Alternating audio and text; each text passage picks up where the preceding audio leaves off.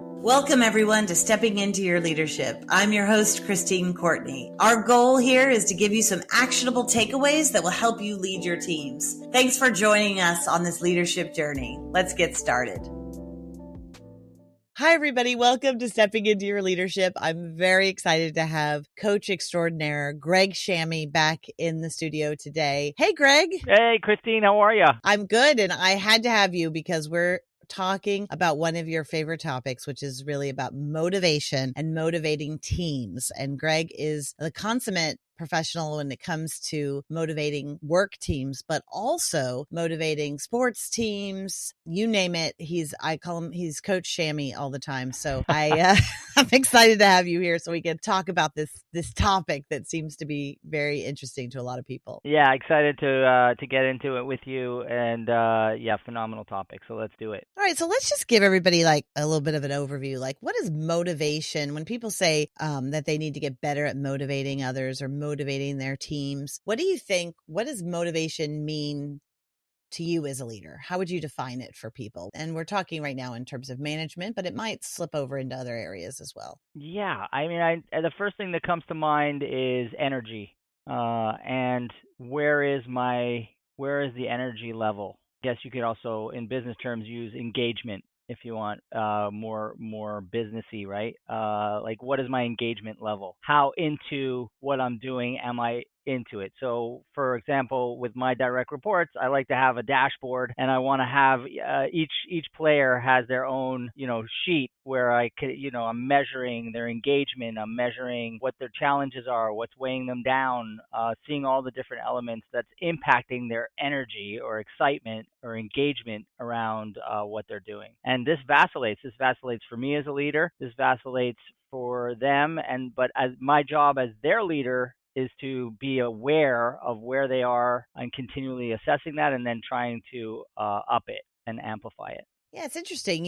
When you say that, I was just trying to imagine walking into a workplace. It is a bit energy, right? Feeling that vibration, so to speak, of where people are. And you don't always know if people are motivated, but you certainly know when they are not.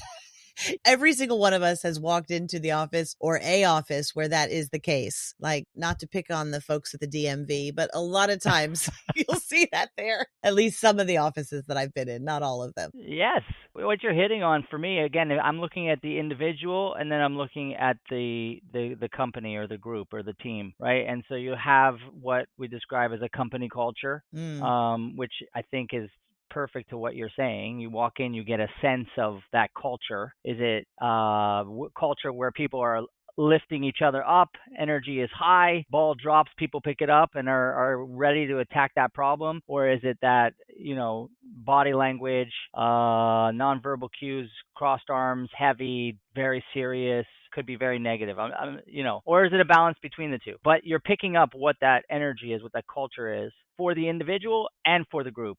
Yeah. And I think so many times we'll hear young managers say, I want to be a good motivator. I want to be somebody that motivates my team. And I think that in some ways we're all hearkening back to a time where we have felt especially motivated or excited to be part of something, and that kind of energy and enthusiasm and connection that brings with it. And I was just curious if you, before we get into this logistics of how, like, if you can share a time when you felt especially motivated as a team member, not as the team coach, but as the team member. And what do you think sparked that? Yeah, it's a great question. We love to ask our folks that we're working with this question as well, because everything great starts with us and then builds out to how can we do that with others. So the first thing that pops into my mind is this experience I actually had with a team where we were going to support a client, and it was 4 of us. And we, first of all, the amazingness of this group was that we all had different strengths, and we all knew each other's strengths. So like knowing each other's strengths and areas for growth was like a really great piece for us as a group. And then we kind of knew who the driver was in terms of preparation and breaking it down. And we were motivated by each other's excellence. So Mm. each person brought a different weapon into the arena, and they were the best at that. And we knew that. And then we could take that into the client and really light that up for them. That was inspiring to me. That dynamic was really inspiring to me. So playing with better people, playing with good people who have different skills than you, that's definitely something that I think about in terms of something that motivates me. I think also when just listening to your story, it sounds like you probably also had something that you were fighting for together, like some sort of shared goal or something bigger than, you know what I mean? Like you had something in your sights, kind of. Yeah, 100%. We were united on delivering excellence to that client. Yeah. And so that goal was bigger than just me. It was bigger than us. It was something we were all striving to achieve. And that was clear. That was Yeah. very clear that we all wanted that and that we were going to bring our best games to make that happen. Yeah. Right. I love it. Now, there's a lot of different theories out there on motivation, right? What is it that motivates people? I mean, there's been so much scientific look into trying to tap this because it's so powerful, right? If you can get good at motivating teams, you could get good at winning, you can increase performance. And that's what everybody wants to do in business, in sports, in you name it, right? That's the name of the game, is increasing performance, and motivating teams and individuals seems to be a big part of that process. So what are some of the theories or the studies out there that can give people some kind of understanding of ways to go about this? Yeah, What's one of them that you look at? I mean, first you want to really look at what you're saying, which is understanding what is behind motivation. And the first thing that we do is break down the difference between extrinsic motivation and intrinsic, right? So we look at those two differences, extrinsic being the external carrots that people put out in front of folks, bonuses, increase in pay, benefits, different types of things you can do in the office, food, ping Employee pong. of the month. What? Yes. Employee of the month, Yeah, that kind of thing. again, there are positives to that, but the word that comes to mind is they're temporary. They're short term, right? Whereas the intrinsic, you really start to look at what's important to each individual. How do you tap into what their needs are and their sense of accomplishment in getting, in completing a task or feeling excited and engaged about what they're doing in their work. That's the intrinsic. Actually, I was thinking about this in terms of my daughter playing soccer because she's a defensive player and she is a very, very good defensive player. And we've been trying to motivate her to be more aggressive and try and add to her strength of being great at defense by getting some more aggressive offensively. And so the extrinsic motivation was, okay, if you can get a goal, you can get X, right? We'll go for your favorite ice cream. So, but the beautiful thing is, tell me it wasn't just their favorite ice cream, Greg. That was what my dad did for me back in the 80s, well, no, 70s, but I mean, 80s. listen, hey, ice cream is Motivating. motivating. Absolutely. What a treat, especially if it's good. But the cool thing was she had an incredible weekend last weekend where she scored a goal in the Saturday game and she scored a goal in the Sunday game. So back-to-back goals. And I could see not only the intrinsic motivation happening, but then this intrinsic was happening because she was getting validation from all the different angles. And then she was feeling, wow, this feels good to score. Right. And so now she has motivation to score. So she's more aggressive moving forward. You know what I mean? So I think it's a pretty interesting example of using extrinsic to get it started, but then the goal is to get it to be intrinsic. Yeah. Oh, by the way, I love when a defender scores. I mean, there's nothing better on the sidelines than watching a defender score. But Greg and I could talk about soccer forever. But anyway, the thing related to that too, which you made me think of, is that extrinsic motivation, sure, it's there. It's something, it's a little carrot. But the reality is it makes very clear to her what the values are of the people setting that extrinsic goal. And that probably understanding that someone that she cares about and respects, like you or her coach or her mom or whoever, is if they're putting that out there as an extrinsic goal, that somehow they feel like, oh, this is important for my growth, or this is important for me to somehow master or have purpose around. And I think for a young person, in the case that you just described, I hadn't thought of it before, but that extrinsic motivation can be an indicator of like, oh, this may be part of who I am because I care a lot about these people and I identify as one of them. Therefore, this may become an intrinsic part of who they are, Yeah.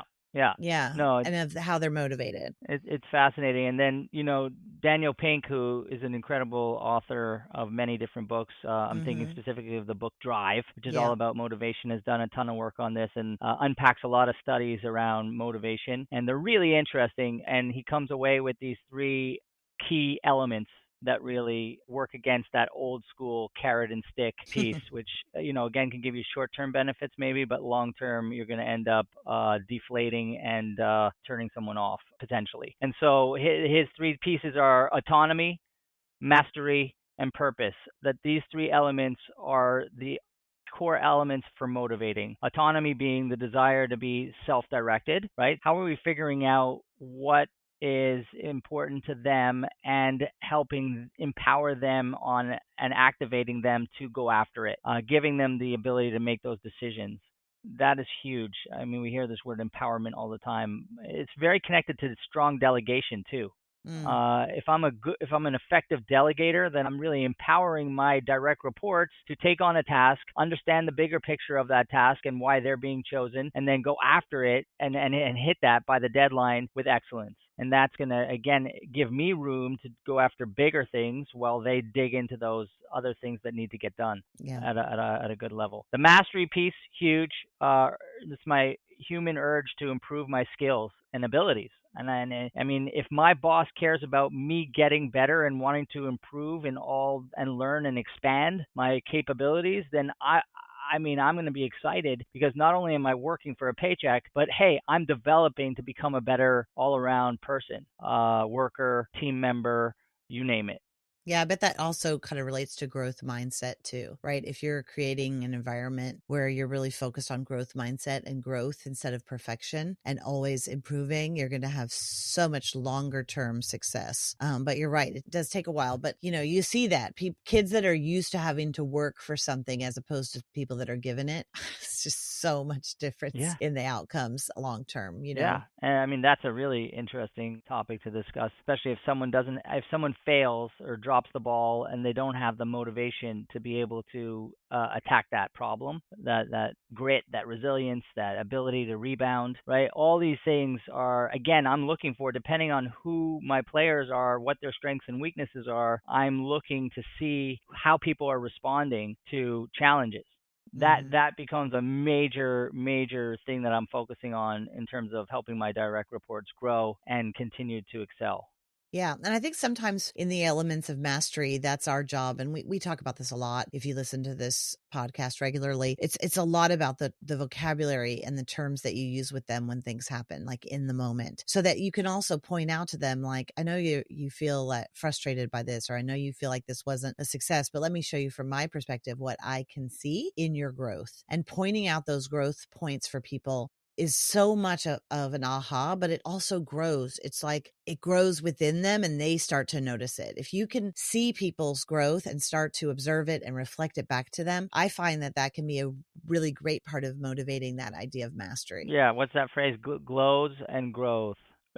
Right? I think it's What? glows, like you're highlighting those moments, and then it's around growth, right? So I think I've heard that term before, like glows and Yes. growth, which Yes. I thought is funny. But Yeah, or Tony Robbins will say, kind of where the attention goes, the energy flows, that kind of thing. So if you put attention towards that's where you're going to get more energy and enthusiasm and performance ultimately. So you covered autonomy and mastery. And the third one, you want to talk about the yeah, third one? the idea of purpose, and this is really the desire to contribute to something bigger than me. Could be bigger than me. I think is the key piece there. And I think these three key elements that he uncovers, Daniel Pink in Drive, I think come down to these six human needs that we have, which are we want certainty, we want significance, variety, connection, growth, and contribution. Like those six elements really are the essential needs. And then I'm kind of like trying to figure out what are the needs to each of the people I'm leading. And that's going to help me play to those. Like most of us want certainty, growth, and contribution Mm-hmm. out of those. So, It's interesting because I think Daniel Pink, I love him. I've heard him speak a couple of times and I've read his books as well. And I think he does such a great job of pulling things that are out there together in a way that's very memorable and easy for us to digest. And I was reading about drive originally, when we were teaching it to some of our folks at work. And a lot of what he talked about comes from a few different theories out there, but one of them is this self-determination theory that was Edward Deci and Richard Ryan. And I think it's really cool because they talked about autonomy, competence, and connection. And really those are included in what Pink looked at their stuff as well as a bunch of other things. But I think, he talks about autonomy, mastery, and purpose. And I love this idea of autonomy, competence, which is really kind of mastery, right? And connected, and being connected to others, being connected to something greater, a purpose, whatever. And it was helpful for me to look back at that because sometimes I think of purpose as so related to, a bigger goal or a bigger reason for my living or why I do what I do. But also sometimes for me, it's just as easy as like, I believe in my team and I want to do this for Greg, or I want to do this for Tatiana, or whoever. You know what I mean? Like if you're part of a team like that, I've seen people like at sports, sometimes they pull together just for each other, even if it's not about a medal or a trophy, Yeah, I love that. That simple attack of it, I think, can be very, very potent and also rewarding. Like again, it's going to impact the energy of me and of you, right? So just those little recognitions. So, Greg, I think you do this stuff all the time with people. Like you are very good at motivating people. We laugh, you come into a room of people who are just dead tired, exhausted, stressed out, and, some really tough groups in the past of large numbers. And you start to turn that around sometimes with just your energy, right? I think if I was to diagnose you for a second, in a positive way, I think one, it starts with your energy that you come in, regardless of how they are, you're going to be kind of blown away by the energy that you bring. And then secondly, what I've noticed that you do in terms of motivating folks is you get them talking, even if it's not good what you hear, right? Even if you hear, but something about their truth of what's going on with them, which I think gives them a sense of like, okay, my voice matters in this moment or to this person. And so now you start to sway them slightly. And then I think you really give them some sort of enjoyment out of the moment so that they're like, oh, this is going to be fun, or this is going to be interesting, or I matter here in this room. I'm going to feel connected. So you usually do something that makes them feel connected to other people. And then you explain, this is what we're going to work on. This is what we're going to try to, in this short period of time, try to master or go for growth. And this is why it matters. This is the purpose of why it matters. So I would say that those are some of the things I see you do very quickly in a short period of time with a group, but you've been doing this forever. You've also been on teams forever. When you were a little kid, you played sports. You've been basically on teams and believing in this idea of motivating teams forever. But I'm wondering, for the new manager or managers that maybe aren't even new but need to get better at this, what are some things they can do in their daily life? What are some tips that they could do that could increase motivation, whether it's extrinsic, intrinsic? Because clearly managers need both. They need to be cultivating both extrinsic and intrinsic motivation factors. So what do you say? Well, the first thing is you have to be focused on building connectivity with who you're interacting with, who you're leading. You're a new manager, you have direct reports, you're building relationships, you're building trust, right? At the core of it is this glue called trust, and we have to earn that. And so we really have to start with that. And then, I really love the way you broke down what I do. That is like, I was like, thank you and good night. It was very, very good. I mean, I guess that's my approach. But one of the things that came up for me as you were saying it was, yes, I come in with my authentic energy, right? You can't be Greg Shamie, right? I can't be Courtney, but you got to bring your energy, what that is, what that real authentic energy is, and you got to bring it into the space with purpose and with intention, and then you got to meet them where they're at without judgment. That's, I think, why I'm successful, is because I always meet my participants. I try to meet my participants where they're at, and I don't judge what's coming back at me. I observe and I just see, because if I judge it, oh, why are they in such a bad mood? Oh my God, they're so negative. Oh, geez, why are they so heavy? I start to put these labels on them and then put them into a box, and then I can't help free them.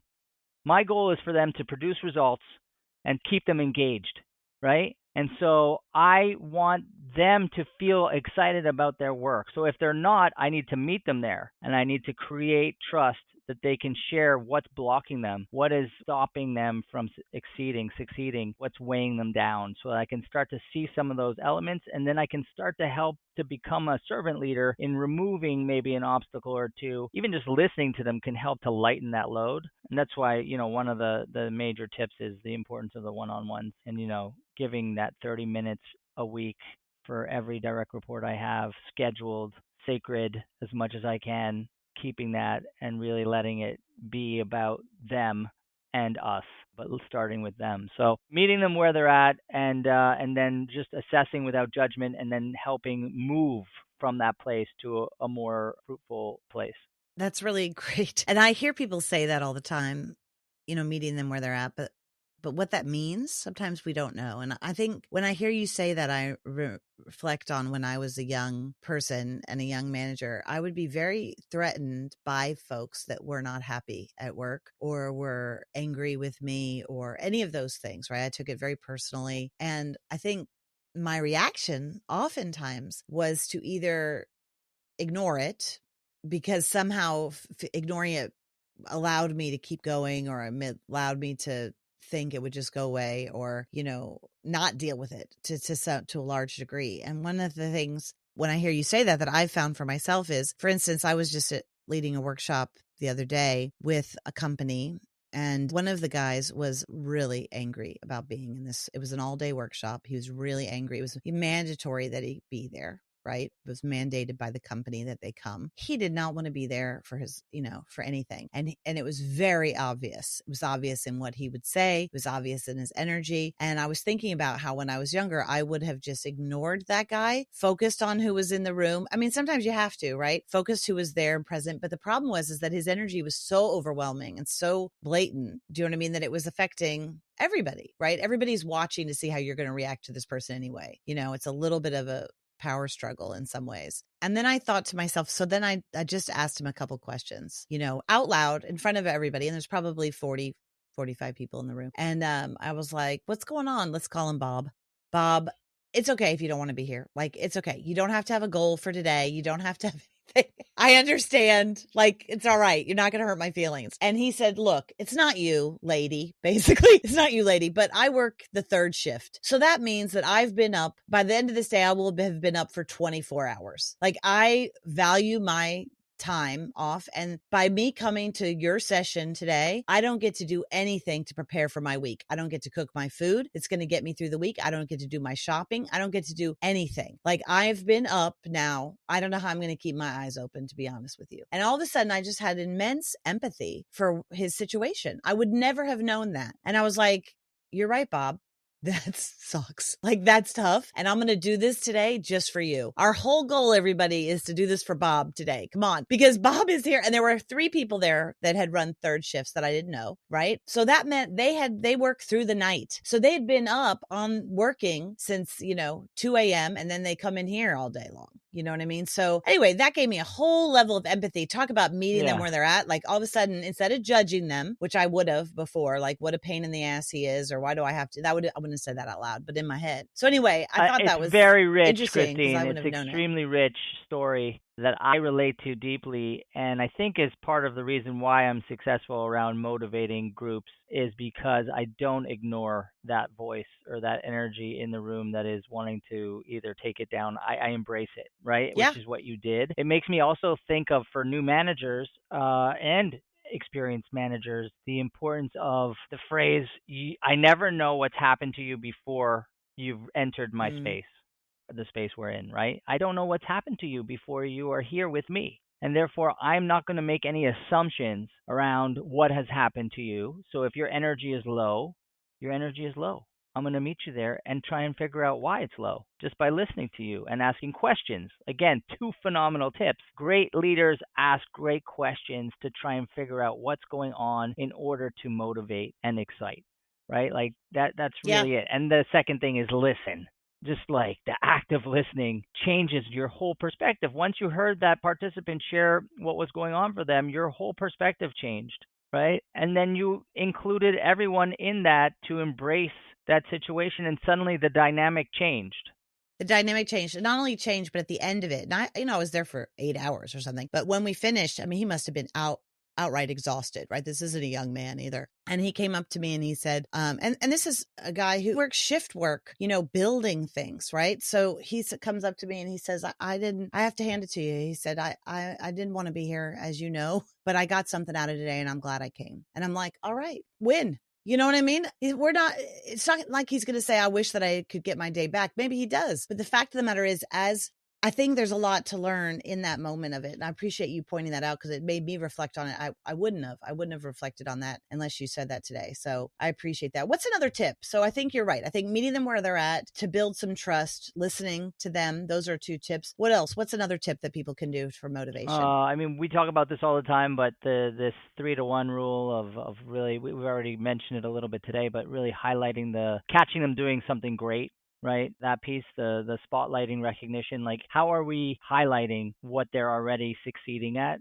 in ways that are, specific and in ways that uplift them and continue to tell them to continue on and go for more. Yeah, I call it positive attention, but it's the same thing. Like, can we give many more snippets of positive attention? Because a lot of people we find leave companies and they're like, oh, they never said anything nice to me. They were only focused on, the things I was doing wrong, never the things I was doing good. And I think those moments where you can point out are really clear. I think another one that I would say, another tip is to set clear goals. I think it's very helpful. And you mentioned it before, is if you know what you're all going for and people can see a clear goal and they can measure themselves up against it and they can see that, can be very, very helpful. In the You have goal another one? front, as this comes up all the Uh-huh. time in the motivation workshops, is you got to see, like, first of all, I as the manager am my direct report's accountability partner, right? And so yes, I'm having them come up with goals for themselves, and I have our team goals that we're going for that are aligned with the company goals. And so my job though is to keep it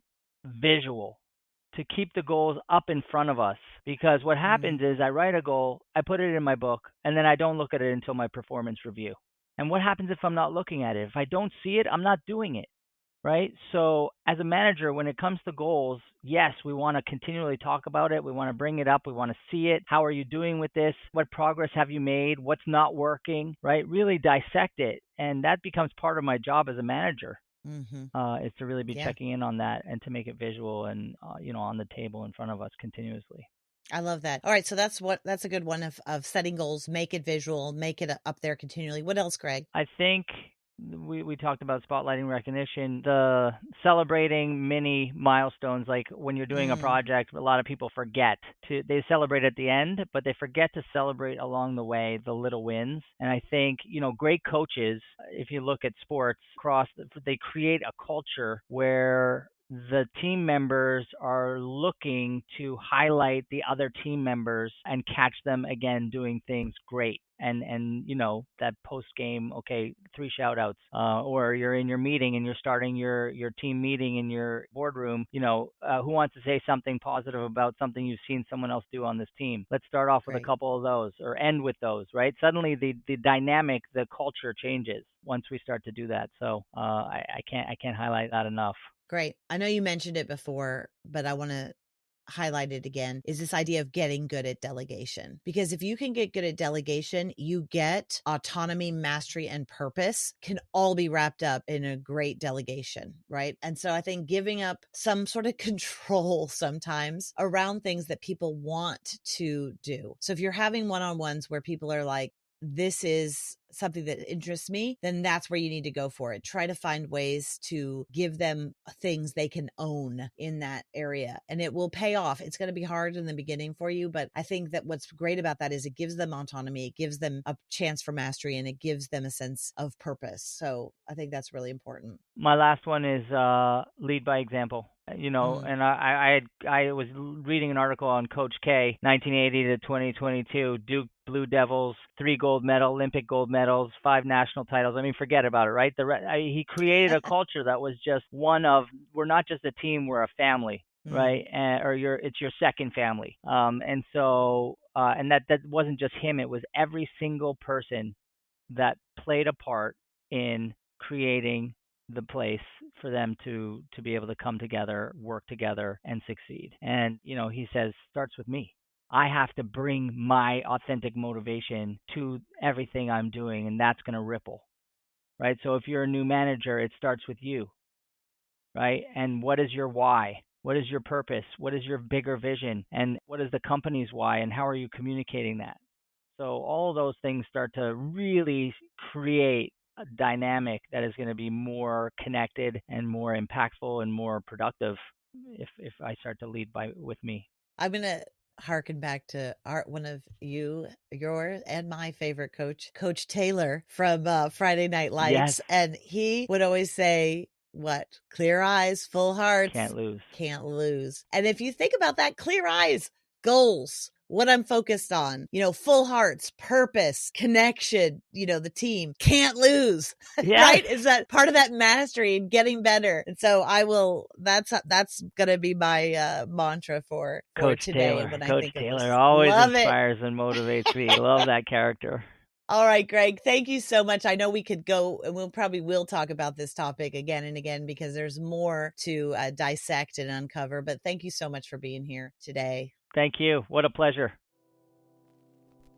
Thanks, everybody, for listening. I'd like to give a special shout out to our podcast producer, Richard Francisco. Check out our notes for any details. And if you get anything out of this, please follow us. And if you enjoy it, please take a moment to rate us or write a comment. It will mean the world to us.